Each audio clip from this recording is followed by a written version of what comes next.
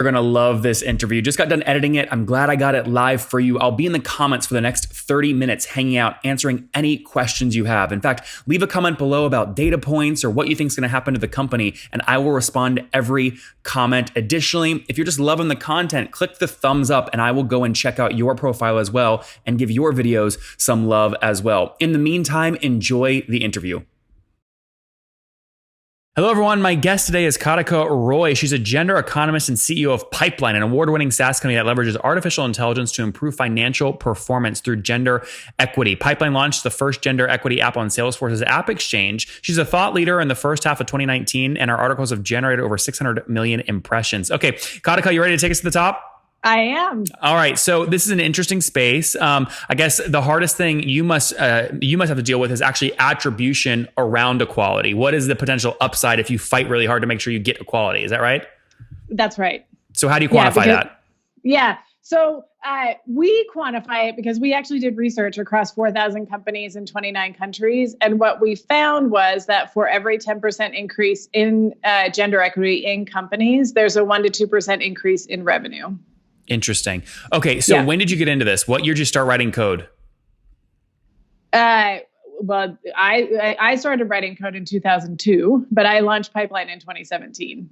Okay. So but were you basically coding the MVP of this all the way back from 2002? No, I started Pipeline in 2017. Okay, got it. I'm a former programmer, UI UX designer. So when you asked me that, I was like, well, wait a second. I started coding a long time ago. Okay. So wait, sorry. So just to be clear, when was the first line of code written for Pipeline? 2017. 2017. Okay. And then how long were you coding before your first dollar of revenue? That's a good question. We launched with our first customer, and then so 2018 was when we had our first paying customer. Okay, and I always like to ask this question: how much cash did you guys sink into the MVP before your first dollar of revenue? About $300,000. Okay, like that. And so where did most of that money go? Was it really just engineering expenses? Back end structure, a little bit on front end, but we API into the back end of their HR tech stack, right? So their core HR platform, their applicant tracking system. So the back end engineering of the platform is a lot more complex, that plus the AI, than the front end. Okay. And which I'm curious, what integration right now is most used with which company? Gusto? Workday. Oh, it's Workday. Interesting. Okay.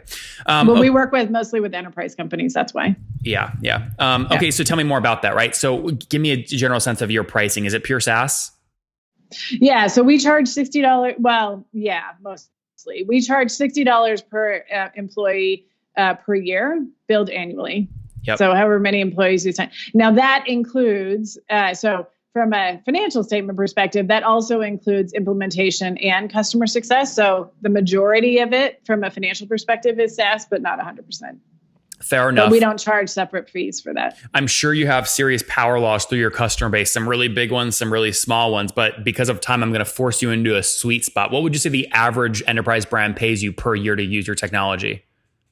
$350,000. Okay, $350,000. So this is very much an enterprise sales motion. Do you have a field sales team? Yeah. Okay. Well, and so I guess I said, do you utilize a field sales team to land these accounts? Not right now. We actually have there's just a couple people who are working on sales. Okay. Right now. So how many, if you don't mind me asking, so what's total team size today altogether? We have about 20 people. 20 both employees and contingent. Yep. Okay. How many engineers besides you? That's a good question. I don't know that offhand. These are your people.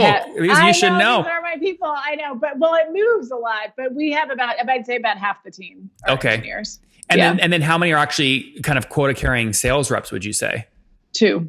Oh, 2. Where did you find them from? I mean, these are your first 2 sales hires. They're critical. Yeah. Most of the sales. So we did a lot of that through retained through someone who actually has a lead into enterprise sales reps. And a lot of the sales right now are generated from myself and then our head of operations. Because of all the writing that you do.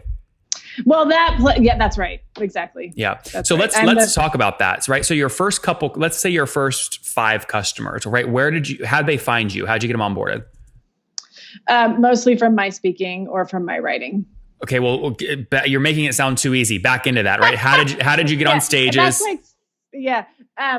So the upside is I was a little bit older when I started Pipeline. So I was already somewhat known in the talent management, human capital world, but I started writing first for Forbes and the Huffington Post. Those were my first. And I did a lot of free speaking. So a lot of folks would ask me to speak and I would volunteer to speak. And then that progressed from there. So now obviously I write for Fast Company and Salesforce and Bloomberg and others as well. Okay. So when, I guess the first couple customers you had come in, was there a particular article that did really well for you in terms of attracting those first customers? Probably the first one, which that I published on Forbes, which is why we need gender equity now. So really that beginning to look at gender equity as an economic opportunity rather than a social issue. Yeah. So this was published back on September 14th of 2017. Why we need gender equity now. This got about 45,000 views according to Forbes. And you're saying when people saw this is when they said, who is this? Who is this person? I need to go meet her. Yeah. Yep. But you didn't have the tech at that time, did you? We had just launched we launched portion of it. We launched the full in 2018. Full in 2018. Yep. Okay. And okay, good. So that's how kind of got your first customers there. And then, help me understand scale today. How many customers are you serving? Right now we serve 3. Okay. So we have customers. 3 big customers. Yeah. Yeah. So enterprise sales motion, 3 customers, $360,000 a year. I mean, that puts you out. Are you guys over $1 million run rate at this point? We're almost there. You'll pass it this year, you think? Yeah. Yeah. Good. Definitely. And what is that up from a year ago? It sounds like you were pre-revenue a year ago, right?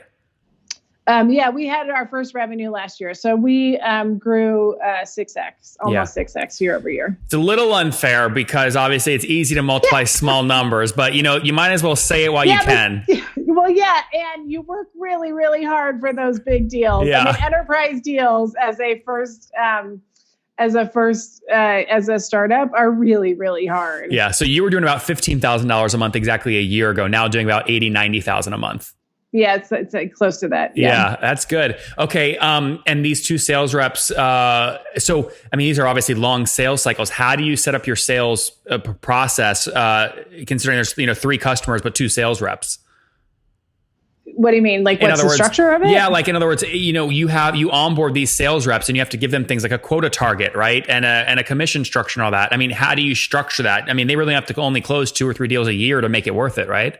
Yeah. And I think for us, that's a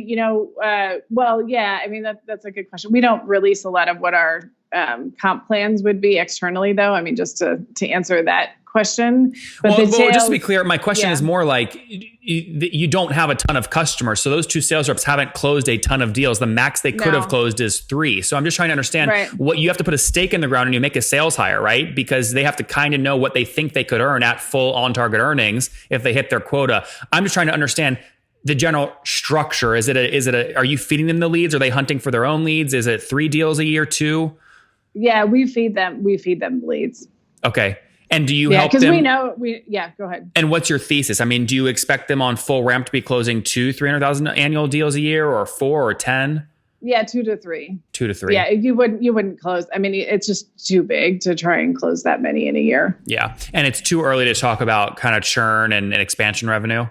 Right. Yeah. Yeah. What about, so these first couple customers, obviously you've done a great job with your own personal brand. Are you able to back into any kind of fully weighted CAC on these accounts, or no, it's too variable, it's unknown? Yeah, the sample size is too small to actually be able to quantify that with any confidence, with any, it's just too small. Now, have you bootstrapped the company or did you decide to raise? No, we raised. How much total? That we haven't released publicly. Oh, but I will tell you, it's in the 7 figures. Okay. Was it an equity round or note?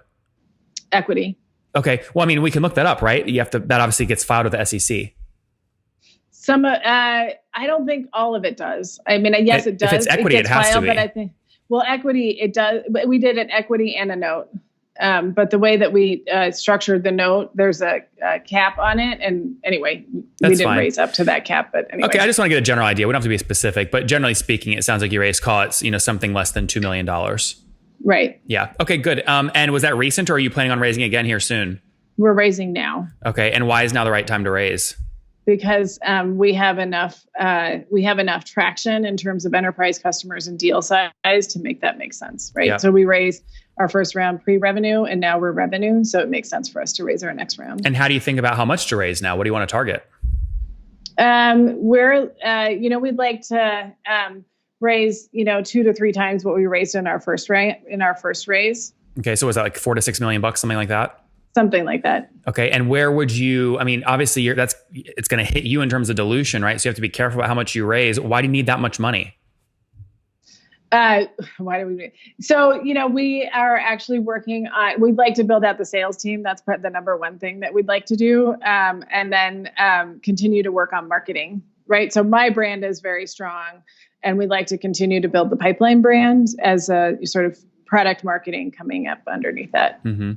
Okay. Yeah. I mean, it sounds like you're a very good communicator with how many impressions your writing has gotten. So, I mean, that would be key, obviously, in terms of getting, if you're at $1 million run rate right now, you're trying to raise 4 to 6 million and only sell 10 or 20%. I mean, you've got to basically figure out how to get like a 30, 40x kind of multiple on your current revenue. You think you can convince investors to get you there?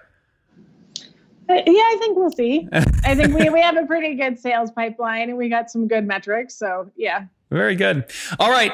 Good stuff. So looking to raise right now. And now, have you gotten the business back to profitability, or are you still burning from your first round?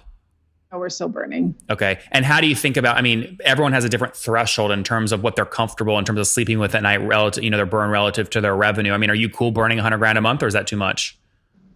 We burn less than that. Okay. Will you want to get to break even before you go raise the next round just for more leverage, or no?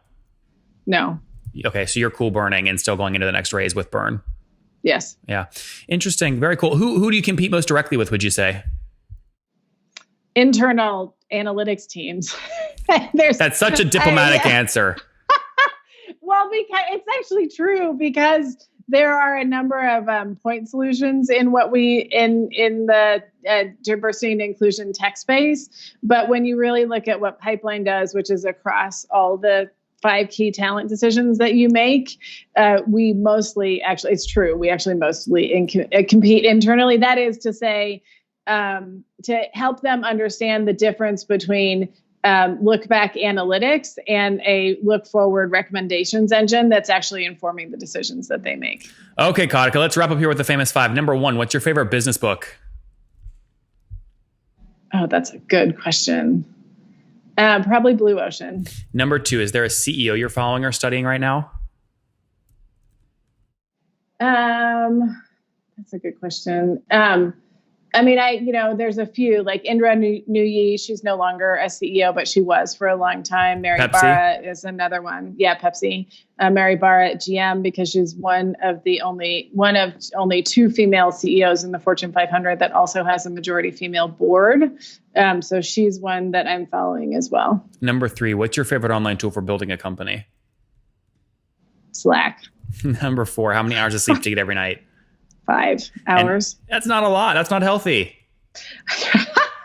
I track my sleep. I'm actually one of those people that can actually get by on 5 hours. Really? That's incredible. Okay. And what's your situation? Married, single, kiddos? I'm married. I've been married for like 14 years, and I have 2 kids. They're 8 and 12. Oh, wow. Oh my gosh. You have your hands full. Okay. And do you mind me asking how old you are? Well, I have a stay-at-home husband. That's amazing. My husband has been a stay-at-home dad for 11 years. So he is incredible. So I love that. We do this together. He's not part of Pipeline, but anyway, he makes it possible. Do you mind me asking how old you are? 45. 45. Okay. So last question. Take us back to your 20-year-old self. What's something you wish that she knew? I wish that my 20-year-old self knew that she was more powerful than she thought she was, and that her voice mattered.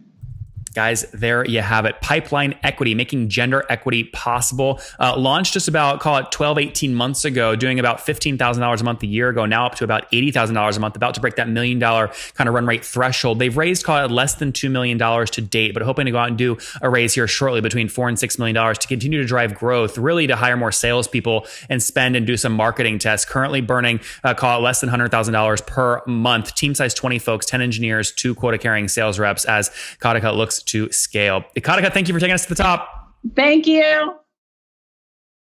You guys know I fight like heck to get these data points for you from these CEOs that rarely do these kinds of shows. If you want more shows like this, make sure you subscribe right now. We're trying to get 10,000 YouTube subscribers by the end of September here, 2019. And it would mean the world to me if you clicked now to subscribe. Additionally, I've got 2 more great interviews for you. If you want more data points from the world's leading SaaS CEOs, click and watch one of them right now.